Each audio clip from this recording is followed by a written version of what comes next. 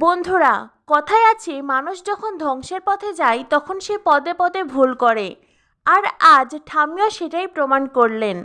এতদিন তেজের ঠাম্মি বিচক্ষণতার সাথে সমস্ত কাজ করার চেষ্টা করেছেন, নিজের বুদ্ধিমত্তাকে ব্যবহার করেছেন।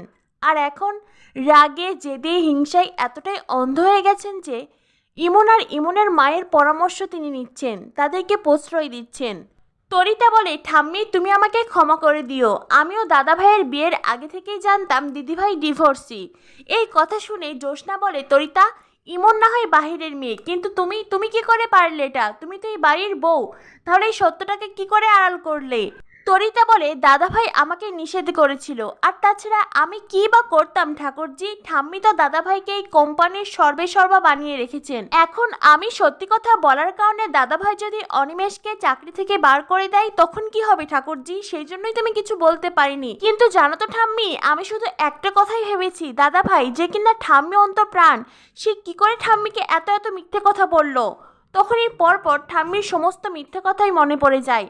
ঠাম্মি বলে, এখন তোমরা এখান থেকে এসো, আমাকে একা থাকতে দাও।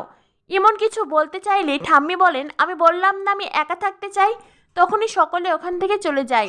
ঠাম্মি ছাদ থেকে নিচে বাগানের দিকে নজর দিতেই দেখতে পান তেজ আর সুধা বসে আছে, আর তেজ সুধার হাত ধরে রেখেছে।